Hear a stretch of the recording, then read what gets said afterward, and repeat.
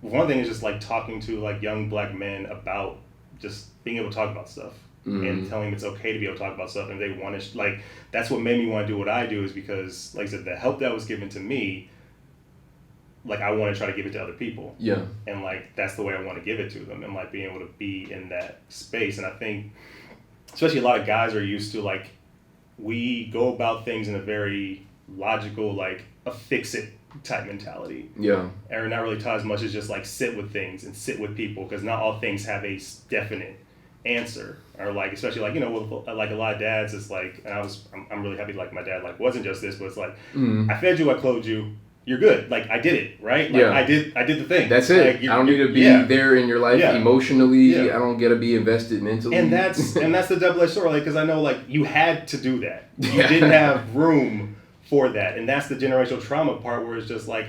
I'm Andre, and this is the Speak Your Life podcast, where we talk about everything as it relates to education, careers, values, mentors, and anything to do with purpose. We do this one impactful conversation at a time, whether it's solo dolo with yours truly or our amazing guests to share stories, industry insights, encouraging words, and calls to action that can help you get closer to your why. Become a part of the Speak Your Life community by subscribing today to the podcast and following us on Twitter, Facebook, and Instagram at Speak Your LYFE, because life without your why is meaningless.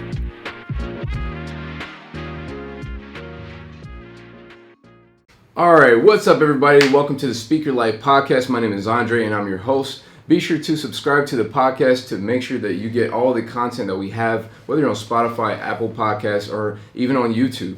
And so today's special guest is all the way from Atlanta, here in the ATL, right around the block. Graduated with a bachelor's degree in biology from Florida A&M University. Holds a master's of science in mental health counseling from Georgia State, and is now a certified counselor with Journey Counseling. Please welcome David Johnson. Hey, good to be here. Yeah. Thanks for being here.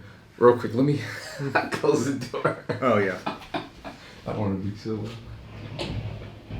loud. There we go. Yeah, man. Thanks for coming here and joining me. It's good for the camera frame. Okay. Yeah, thanks for joining us today on this Sunday. I know yesterday we were supposed to get the podcast going, but today we made it happen. So yeah, it's no problem. Thanks for making the time. Stuff happens. So anyways, quick background. So David is actually the older brother to one of my childhood friends, Jared, and we go way back since elementary school. So that's kind of how I knew you, and back when we were back in Fayetteville, Georgia. So long time, high school, all of it. So how are you feeling, man? Not bad. Yeah. That was really awesome. This is the first podcast I've ever been on, so this is really cool. Nice. Well, hey, you got to start somewhere, right? You got to start with the best one. So, we usually ask people like, are you ready to speak your life? That's the first question. Absolutely. All right, let's do it. And so Mark Twain always has this quote where I always paraphrase, where he talks about the two most important things in life are knowing the day you were born and why. So you can give us a specific date, or you can give us like a approximate of like what was going on in the culture at the time of like, and give us that journey, that in between of like knowing the day you were born and then giving us that journey that led up to knowing why. Got you. Well, I mean, first off, I'm a 90s baby. That's right. April 7th, 1991. I was born Crawford Lawn Hospital and then raised in Fayetteville. So like a suburban kid. So like being a black kid in suburbs is interesting. Yeah. Especially where we were, where it's like a real mix of different types of people. Yeah. I think we were pretty fortunate because there was a lot of other black people there, because Sandy Creek was like, it was like half and half of like, I think not half and half, but at least like a mix of white, black, Latino, like all different types of people. Yeah. Because I met so many people who didn't have a whole lot of like people that looked like them in their space. Wow. And so like, how did that? I don't know, like going from like elementary, middle school, high school, and transitioning through college, and what made you or gravitate towards like studying therapy or and all those things?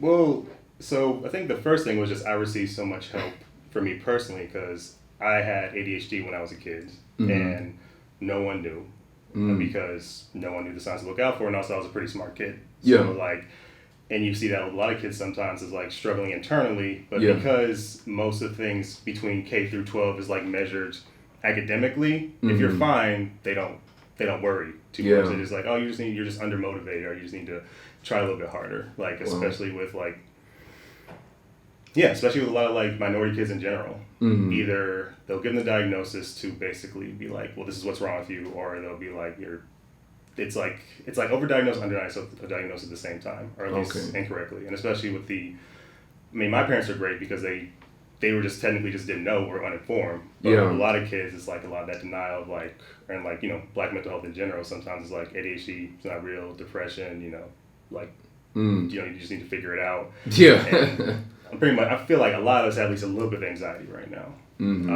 So, because I initially wanted to be a physician, but after realizing how much I just enjoyed talking and like being around people, I really switched that focus to mental health. So hence the biology degree that I don't really use right now, but I got to get my master's in mental health counseling instead at Georgia State. It's a really great school. It really talks about how I'm being advocates for social justice and how to create change in people and like the individual counseling perspective. Wow. And so was there like a moment, or were there a couple of moments that kind of led to you figuring out, like saying like, I picked this major, I picked this area of study or this specialty, but like this feels right. Like this feels right. Like me in my own life journey, like this direction just feels right.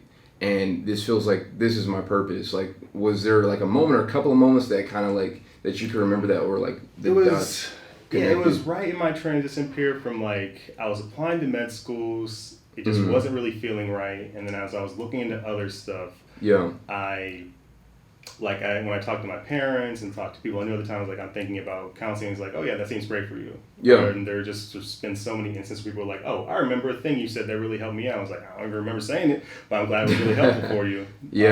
And the ability to just sit there and be with people, I guess it was like a culminating moments.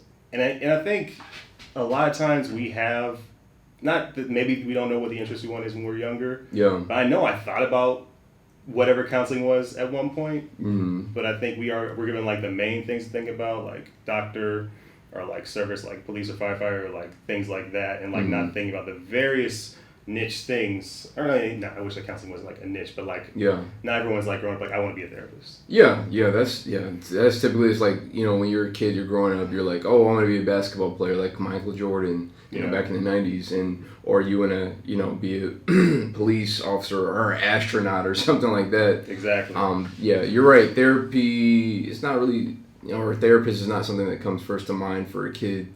But that's great that you were able to like, go through those different things and maybe make some failures along the way to find where it is that you are now. So it takes, and that's what I guess, it's like you had to try different things. So like you're like, all right, I did a biology degree, but like I'm not using that. But maybe something about that led you to the next step. So absolutely, I could not tell you if me getting biology would have still led me in this direction. So I don't regret getting it. And I was fortunate enough where I could allow myself to have that transition, which is amazing because not a lot of people can transition career easily, especially depending on like what they have. Luckily, I had a lot of family support to help me out. So I was really like blessed in that regard. But not everyone can do that. That's so true. And being in this space, a lot, I think, here we really want to like kind of get into like men's mental health a little bit more. Cause, mental health is a big issue, but I think especially for men, I remember reading some statistics, as like Statistica was talking about how like the percentage of women in the U.S. that have a therapist is like almost 21%. It's like 20.8%. And for men, it's about 11.2%. So almost half, pretty much half. And it's like, that's really insane. And then it's like, it's just like, I know there's correlation versus causation, but it's like, you see 2/3 of suicides in America are from men. Yep. And so it's just like, we don't really know, like, there's so many factors to, try to like connect the dots, but it's just like, I'm sure there's something in that I don't know. What are your thoughts on like on this whole thing, of these two being connected? Oh no, it definitely it's interesting. It's like, so as women might attempt to complete suicide more and like not succeed, but men are much more successful at completing suicide because they might use like a firearm. Interesting. Or something, and it's.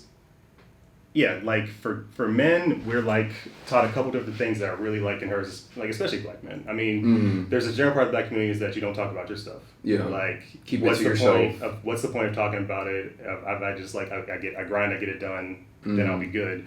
And there's the aspect of men where I think where women succeed in this regard is like how friendships work. Like male friendships can really be based around like experiences. Like I'm gonna go maybe grab a drink with you, or we might watch the game together, we might go to the gym together, but it's always centered around something, where a lot of times women just like, I'm just going to come over and we're just going to talk and just hang out. Yeah. Guys might not do that as much. It has to be like, it's like under the veil of like doing something. Yeah. So like, I might be going through something, I don't know how to express that, so hey, let's go watch the game, or let's do something like that. Smoke a blunt. Yeah. And I might bring it up. Yeah. And then maybe we can actually talk about it. And there's the deal, like I can figure this out. I can do this by myself. Like for some reason, getting help makes it less valuable somehow, even though we are community-based people. Yeah. And everything, which it can really hurt guys. And I really try to advocate for like, because the men that I see least in therapy are black men. Yeah. Even the ones that I do see just is like, this is weird. This is difficult. Like. And it still feels like a weakness to put this stuff out there, to value the negative emotions, like, sadness, or to like acknowledge your anger in a healthy way. And I think that's why it can really be detrimental to men, and like, because we don't know how to like express stress, express sadness, express grief. The only place you can cry is at a funeral, maybe, but that's about it. Yeah. Wow. And then, I kind of think about, slavery and stuff like that, and how that's, I know people are like, oh, we're too tired of hearing that, but it's like, it really is connected to it. Absolutely. And I really don't believe there's a coincidence that black people are the most religious people, because when you have a people that go through so much trauma, broken up families from, the Willie Lynch letters, and the way that he broke down the family. You buck break, you take the man out first, and that's how you destroy it. You pit the woman against the man, and make her masculine and the feminine, make her the father and the son. I mean, the father and the mother. I'm over here, Father, Son, Holy Spirit. I was over there listening to some praise, on the way here. So that's probably what I'm thinking about. But I was, I just really think about how the connection of slavery is very relevant to like what is going on even now, and even though it's so long ago, I think sometimes people like, for so long, black people's way of coping was the church. Yeah. And again, that's why we're so religious as a people, I think, and it just seems that could be true. It's. And no matter like what anybody's belief system is, there is credit to having a higher power. Yeah. In a sense, like believing something bigger than yourself, whether that's someone is the universe, whether that's God, whether it's anything can help you. One of the really good things you can do is just kind of step outside of yourself and like acknowledge that like there are things going on bigger than you, because that can be very comforting to a lot of people, and that's why it's included in stuff like AA and things like that. Like it's not always necessarily God, but that was encouraged, like finding some space where you can like have a higher power, like to put like yourself in that position. Yeah. And I mean I can imagine that was really helpful for us back then. It's so helpful for us now, like to have that space, because it's like this huge just weight that you walk with, and people can understand, even though it was a long time ago, that's generational trauma. That's what you carry with you just through like just because I wasn't a slave, but like as like everyone, like you learn these things like back then. You have kids, you keep teaching those things over and over again. Like it doesn't just go away like that. It doesn't. And then that same pain, that same resilience gets carried over. You know, thank God we've had both, but the pain gets carried over too, and that's the part like we got to remember to acknowledge. Yeah, that's true, and I think acknowledgement is the first step, and I think people like in our community, especially the men, like we don't want to.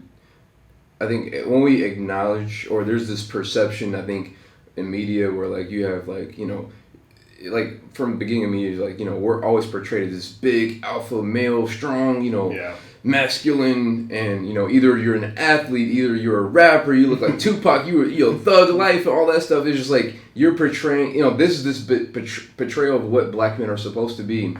And some of it is, you know, good, and then other parts of it is just like, then there's the other side of it where it's just like, ooh, well, I don't think expressing myself is like a masculine trait, or I feel like, you know, being able to talk to somebody about it. You don't have to be crying and sobbing with tissues everywhere with your boys. You know, they may laugh at you, but you may at least go to somebody. You don't have to go to everybody and tell everybody your business. That's not smart. But you can at least go to a therapist and talk to someone who, you know, your information will be protected. You don't have to worry about being judged, and all those different things, and you can just share, you know, what is going on, because it's just like, you know, if you shake the Coke bottle hard enough, it's gonna burst eventually, you know. So and like, you know, there's that mistrust of the medical system, and like that's also carried over because for good reason we've been screwed over by the medical system, like Tuskegee experiment.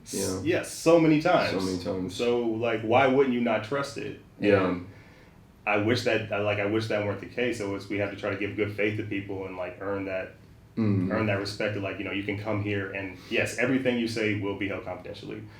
Like as much as within our power, that we will make sure like, you know, none of this is going to be said anywhere else. And you know, once people find that comfort, it can feel really good for them, and especially men, because I think, you know, especially like heterosexual men, a lot of times that person might be like their girl or their wife or their girlfriend, and then like when you have that access, like then that's the only person you have to come to. And that's why when you see a lot of older men, like their wife might die, might be something like that, they're very lonely because they don't have a lot of friends, or that person that they had that confidant's not there anymore. That's true. That's very, and then it's the opposite for women, because they're very socially connected naturally, and they, you know, when their husband passed, you know, they're able to still, you know, have their family, their friends, and just still be able to be socially connected, and that's social connectedness is linked to longevity of life, and you have Sardinia, you have places in Japan that were considered the blue zones, which I'm sure maybe you've heard of. The blue zones are where the most centenarians live, people who are 100 or more, and they said that it's not the connection to that longevity is not. Basically, it's primarily not even their diet, which is like kind of counterintuitive. But the number one reason for why they are centenarians is because of their social connectedness, their ability to be able to go to the, you know, next door and talk with their neighbors, or because a lot of these people don't, you know, in these other countries don't do nursing homes. They're like, what is that? That's a foreign concept. And they're able to like relate to others, and their family checks in on them, and doesn't just put them in a nursing home and say, oh yeah, well, I'll see you when I see you, or something like that, you know. And unfortunately, we have like a little bit of that, right? Like even though America's more of an individualistic country, I think within that the black people are more like community based, like and comparable at least, and you know, because like you have your grandpa, you might have your granddad live in your house, or they might be coming over there instead of you putting them in a nursing home, because you're like, I don't want to just like leave you there, which is awesome. Like, and I think we have a lot of aspects of that. Just remembering, like, in terms of like wellness and like health, like social connection, like genuine, authentic social connection is important for everyone. And for everyone to keep doing that, and it's okay to share when you have your pain. And it's okay to share that with people that you trust. That's true. That's true. So, like everything, I typically think of like it all starts when you're a child, when you're growing up, and I loved like what your company's doing with like the Ebony journey and stuff like that. It's just like being able to like have a space, a Facebook group where parents can chime in and just like share positive Black images, Black and brown kids. It could be images, videos, posters, or even dolls. Toys and figures. Yeah. Because just like growing up, I didn't really have too many, and maybe you had the same experience. Like, absolutely, we didn't grow up with Black Panther figures. We had the G.I. Joes, which were white. My sister had her Barbie dolls, which were mainly white. She had a few black ones, but you had the Spider-Mans, the Thors, all that stuff. This is like wow, because even with the fantasy stuff, someone decided that in a fantasy, for some reason, Black people can't exist. Like a Lord of the Rings, very white, even though Middle Earth is not real. Like you can't have Black people. But then people would still get angry, like, they got angry, like Idris Elba was in there because he's not Norse. It's like, they are space aliens. Wow. They can look however they want. But it's still that idea that for some reason in those, like, in that space of creativity and imagination, Black people have to, like, for some reason fight to be in that, which anybody should be able to be in that. Yeah, I agree. And, I remember like that famous study from like the 1940s of like Kenneth and Mamie Clark is like, and they were like bringing the Black kids and the white kids and just like which doll's the nice doll, which one is the bad doll, and then 63% of the Black kids said that the white doll was the nice one, and what was really the shocker was when they found out that 44% of the Black kids identified most with the white doll. Yeah. And I think that's only because of media. I think that's only because if that's what you see all day, every day, and from TV to posters to everything, movies, like, and that's all you see, you're gonna think that that's what you identify with. That's what's good. That's the nice person, that's the good person, the other one's bad. Yeah. And like if you think about that, if you were internalizing that what you look like is bad, that like can kill just like how you feel about yourself. And then you grow up feeling that way where like what this is not correct, and then everybody gets to remind you of that in their own sort of way as you go through life. I was happy I got to go to HBCU and get that experience of being around a lot of people that look like me, because even with me, like I have some like that's like ambiguity to how it looks sometimes, and like to see like the various shades and colors of Black people was awesome, and that was really helpful for me and like in my growth and my experience. But like once you internalize that, like at some point it can be healthy to unpack it instead of just like kind of burying it down through like work or being successful, because there's a lot of people where it's like no matter how successful you get, like in those quiet moments you still might not feel like that's what you like, that's like you can do these things. Wow.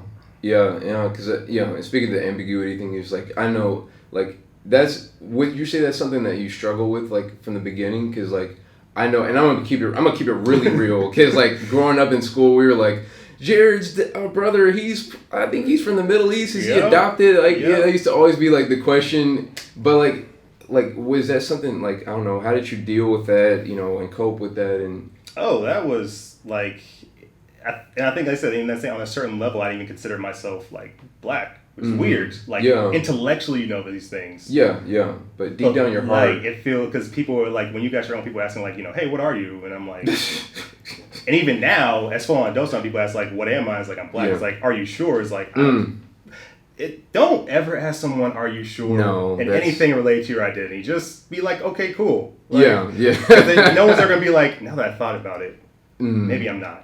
Like, and even that's like an offshoot of like colorism and racism, right? Like because we're taught to be put in this one box, and anything outside that box like doesn't make sense. True. And like broadening that thought. So like that's something I had to deal with. But even it's it's a privilege to have to deal with that because I know, like, you know, my brother, he has more negative interaction with the police than I have. Really? Probably just because of looking more what you would consider a black man to look like. Yeah, darker skin. Yeah.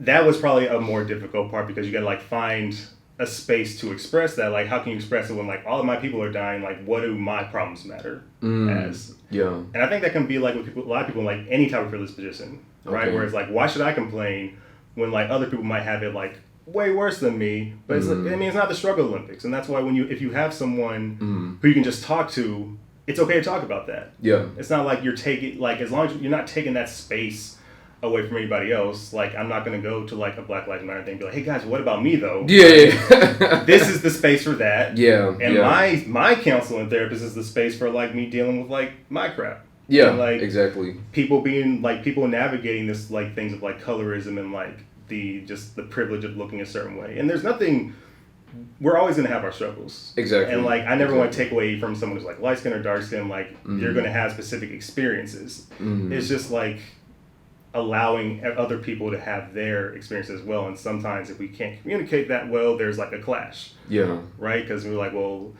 like when dark skin people like, we might have it harder. It's like, yeah, you have like a lot of certain things that might be a lot more difficult. Yeah. And even if like people who might be like lighter or fairer can't have that as much too, it's like we're don't in get this together. accepted Yeah. as much into the black community. It's just like, there's so many different things. There's like, you know, who's more blacker, and there's all these questions, and I'm sure that I have people that I know at HBCUs that have, you know, there's, you know, colorism within the HBCU spaces and within the black community as well. Yeah. And that's a whole nother podcast episode. Yeah, like so many of my friends who've been told like you're pretty for a dark skinned girl, which is like, my mom's dark skinned. I never Your thought mom is that was beautiful. Yeah, I never thought that was supposed to be a bad thing until I learned it's like, oh, people don't prefer that. She's beautiful, period. Yeah. Like, that's it. Like, and so it's, yeah, but yeah, going back to like, you know, as growing up as kids, seeing that representation, that's so important because like, I honestly wanted to get your opinion on like, how impactful, like, you know, when, Black Panther came out, because it's just like, you know, again, we didn't grow up with that. Yeah. And then to see, like, when I came in at 24 years old, 2018, when that movie came out, I came in the dashiki and everything like that. Man, I was excited because I was like, man, even though I'm an adult, I'm just like, this is so cool to see a blackface as a hero and not just like the side character, but like, this is the main thing. It was amazing. Yeah. Like, because I really think imagination and creativity is so important. Like those things of like, even though it's like, you know, maybe someone might grow up to be Black Panther, but they might grow up to like, I want to go invent something insane, and like I have that idea now because I want to do that. Like, exactly. Or I want to go just like to imagine things outside of yourself, imagine these impossible things of like, all right, you know, I'm gonna figure out how to go to space. Like, I want to figure out how to like do these wild things, or even like. It just helps because they were able to put that, even like oppression through that lens on what it's like, or even like the nuances about Black people experience things like between Killmonger and Black Panther. It's sometimes easier for people to acknowledge that instead of just being like told into like, you know, like the very sad history that we can have. And it's like, that's true. It just makes it, and it was amazing. Like, it's amazing to see those things. It's amazing to see people like do things and be successful. Like, I loved it. It was like, it was, and you know, luckily we had a few of the people, right? We had Storm, we had, who was an X-Men, and who were the other Black people that we grew up with? I'm trying to think, like, I mean, I would say Luke Cage, but that wasn't, it's not something recent. Yeah, that's more recent. I mean, he was in the comic books, but most of us didn't really like figure him out until like when he came out on Netflix in 2016. There wasn't like, there was Blade, even though we were slightly too young for that, but Blade was out there. Yeah, like, that's true. You get a little bit every once in a while, sprinkle here and there. But now people are like, oh, what, minorities could be popular? Like, that's great. Like, let's generate revenue. Like, yeah, we can actually buy things. It was like, who knew if we just didn't just cater to white people that we would actually make money off of it? Yeah, and the great thing about Black Panther and the all black cast was like, this is not, you know, they were like, oh, this is gonna be a failure. It's like a Tyler Perry only catering to blacks, but like, no, this movie had international success, and I felt like it brought so much inspiration, especially to the little kids, the little young boys. And they're like, oh, I want to be like Black Panther. And it's like there's this pride that you had. And, I think there wasn't this pride. I mean, I would say the last time I seen a wave of, or maybe I didn't see it, but it was before I was born. But the wave of pride for like African roots and Pan-African roots is Coming to America. Like that was a movie that I would say there's certain movies that like shifted things as far as like making that creating that appreciation within Black Americans about our African roots. And I say that because like my mom, she had an African wedding based on the movie, Coming to America. Because she was like, I love that so much, and that made such an impact on me that I'm having an African wedding. So they had the attire and everything, and it was cool. And I think Black Panther was that movie for this generation because growing up in school, like, growing up in North Fayette and Flat Rock and Sandy Creek, it's just like it was not cool to like. African attire was not cool. People would make fun of African kids and the way they talked and their accent. And now I feel like it's more acceptable. Like African roots is more acceptable. The clothing, just like everything, the culture is more acceptable. Like we think Wakanda's, a place that we can go to is like, it's not real, but it's just like, it gives us that confidence.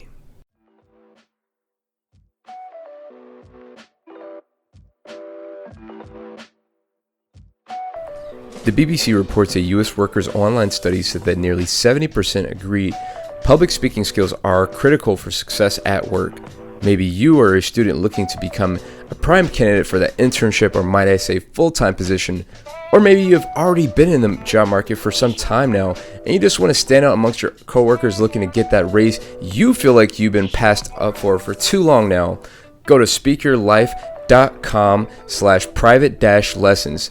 That's speakyourlyfe.com/private-lessons. Again, that's speakyourlyfe.com/private-lessons to become a better communicator tomorrow by signing up today.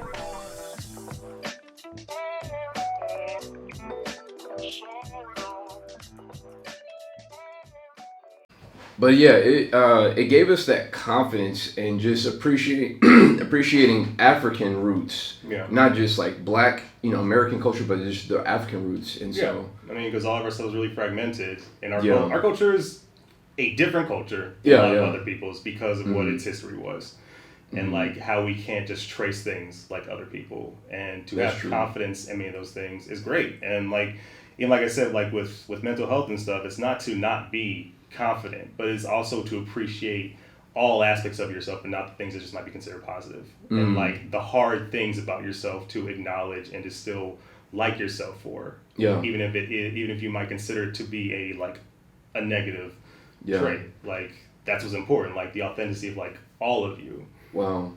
Yeah, that's and also just speaking of like getting back to the whole space of like therapy and things like that, and it was talking about like I think it was like the American Psychiatric Association was saying how like 41,000 U.S. Therapists or psychiatrists and only 2% are Black. Yep. And I was like, that kind of made me sad. I was like, that's really unfortunate. And I don't know, like what do you see as like how this can grow, like this 2% can grow, or what are some ways that you feel like there can be more? That is I don't know. Yeah, that is a good question, and like especially I would love to have more Black men in the therapy space. I am a very niche thing. Yeah. Like I wish there were more. Yeah.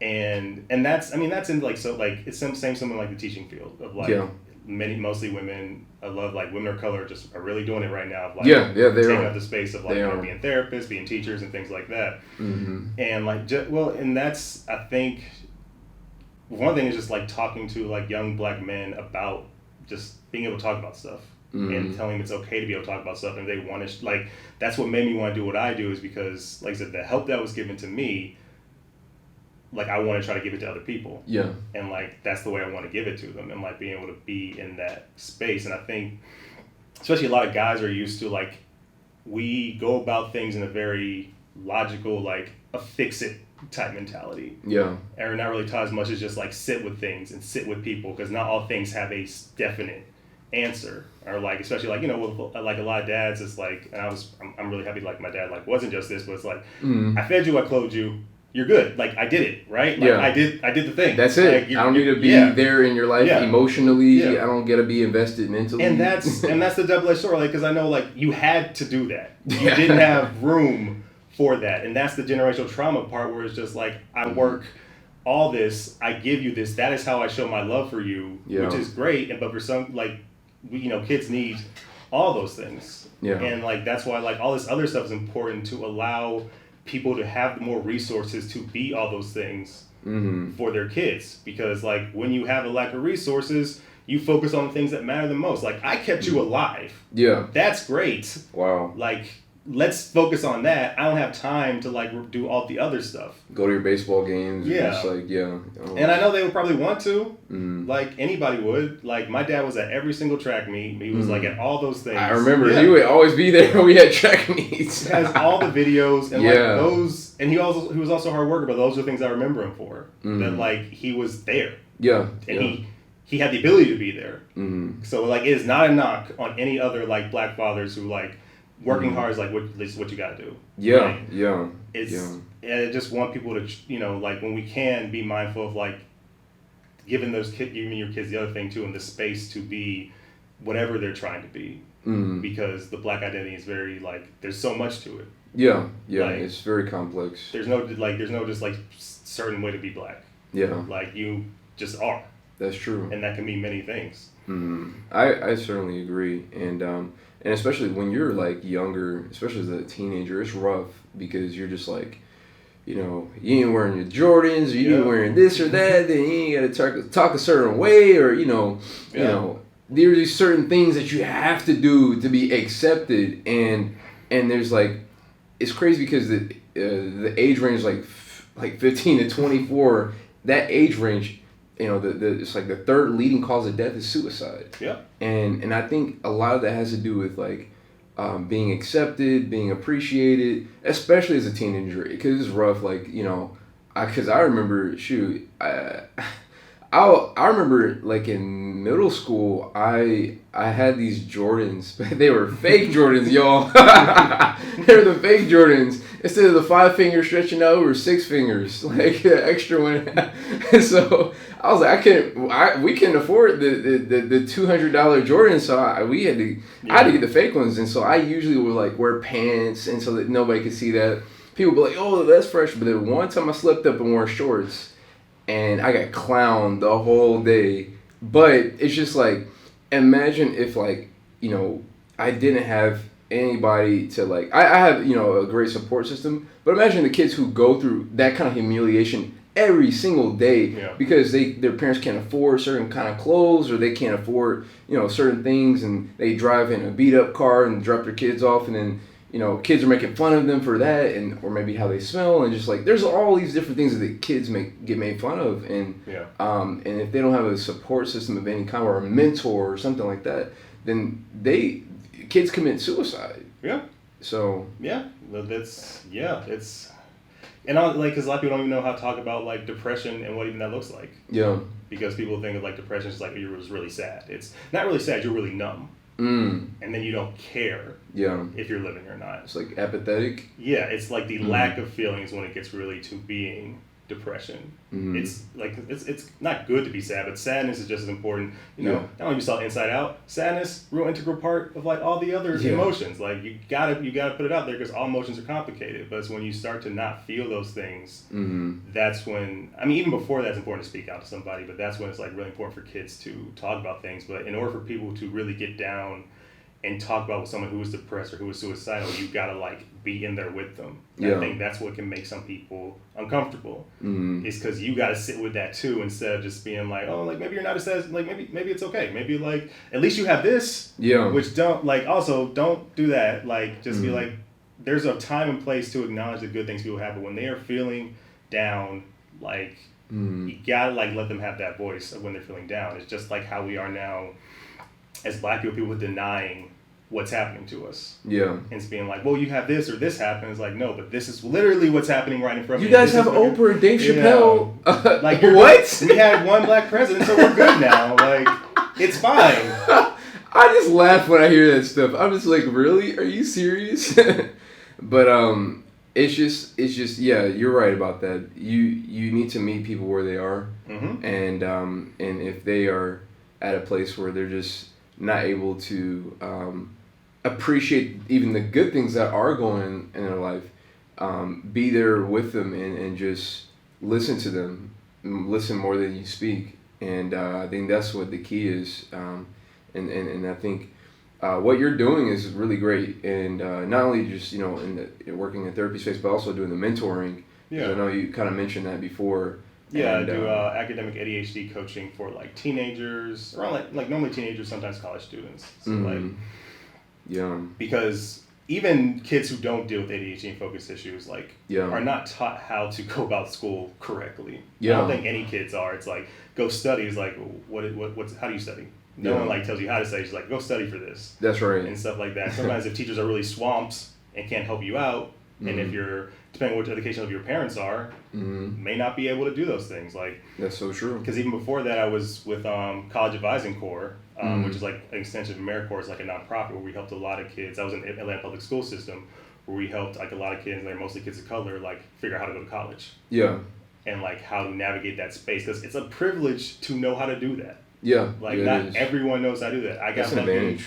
Yeah, I got lucky that my parents like knew how college worked. My mom, I think, did a lot of that stuff for me. She did my FAFSA. She did all that stuff. It was like, and I had to help kids do that because parents sometimes had no idea. Yeah, that's true. And they're and a lot of them are they work in 2-3 jobs, morning shift, night shift. They don't have time. They get back, they're too tired, and the kid has to figure it out themselves. And some kids don't even have access to internet at their house too. So there's all these different factors that play into it. And how do you feel like,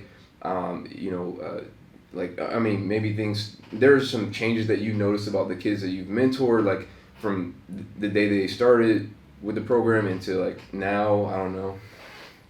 Like say with like College Advising Corps, just seeing them like feel empowered to like go out and do the things they want to do. Like it's amazing. Like because you don't need to give them a lot to make them feel like they can do something. Yeah. And to educate people. That's like true. all these skills, like it doesn't take much, but it does take time. Yeah. And that's the part that we need to keep giving to people. And just teaching these kids about all the options that are out there. Like even telling people like you don't have to go to the 4-year school. You can go to like the 2-year vocational school and still make a whole lot of money. Yeah. Like I got like a bachelor's and a graduate degree, and someone can like go to vocational school and get like do like maintenance or something and make more money. Yeah, a decent amount of money. Like plumbers making there's plumbers that make $250 a year. Yeah. I don't know if you ever had plumbing done, but like they kind of just charge what they want. Yeah. And they'll take whatever time they want. That's true. Because can you do this? No. And you're not going to. You don't want to do it, and they know that. Yeah. So they can, Like some companies look specifically for vocational schools just to find people to like just start working. Yeah. But there's that stigma attached to like going to like a 2-year college, going to community college, and it's like I don't want to do that. I got to go to like the big 4-year school and get in a lot of debt. Mm-hmm. And sometimes it's not even worth it, depending on what your situation is. Yeah, it just depends on what you want to do. But it's like allowing like all those options and let people know about all those options.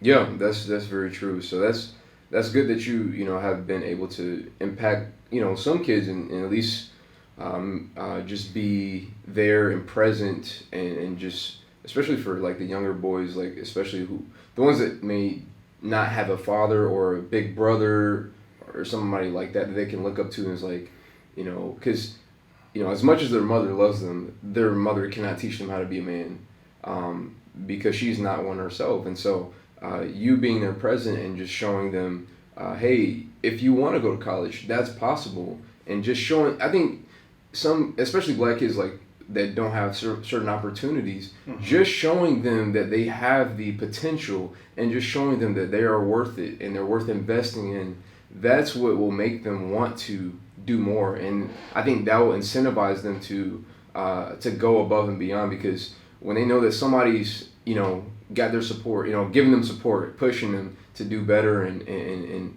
that's when they'll look back and they'll want to, because it's like whenever I was a kid, and whether I was playing, running track or stuff like that, whenever I heard my dad like screaming my name, that's when I ran faster. That's when I ran faster. And so like it's like the same way with kids, like it's teenagers and all that stuff. It's like whenever somebody's cheering on your name, you're over there supporting them, and you don't even have to be their father. You don't even have to be blood to them. But the fact that they have somebody that they trust, somebody they know, and someone who like takes the time to understand them and then what they're going through, they will go and they will, they'll run faster, so to speak, and they'll do and climb heights that they never thought they could have ever achieved. So that's really great that, the stuff that you're doing, because you never know, you could be impacting the next, Black Albert Einstein or the next Elon Musk. I don't know. I think that's really important to remember, is like we may not see the fruits of all the things that we do. I may not see how all of my kids are going to end up, and I hope that maybe something I did is going to help them keep them on the right path. And you're right, like having someone you identify with as an adult, like being there for you, is important. And like even like the kids seeing me coming back and doing stuff, because some of the kids thought it was wild that I was even there. It's like, you could be doing anything. Like, why are you here? And it's like, because I like being here. I like doing this. Like, I enjoy, this was my calling. And you don't have to necessarily be like, a therapist, or you don't have to be like an advisor or stuff to do that. It's great if you were, but just making sure that you take time for those things. And like me trying to be like a positive aspect of masculinity, where I like I'm like being myself. I don't have to be anything that you're not different.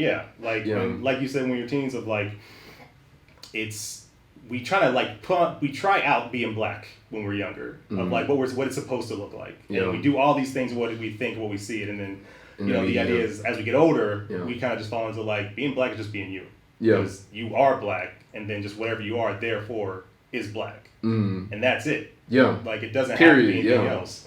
That's exactly true. And so, as we wrap it up, we have this question where we ask everybody, like, if life is like a house, and you're on your house, and like you have a foundational structure, what's one foundational structure that you feel like you build your life, your house on? Because especially the burdens that you bear with people's issues and problems in therapy, I'm sure you have to lean on something, a foundational structure of some sort.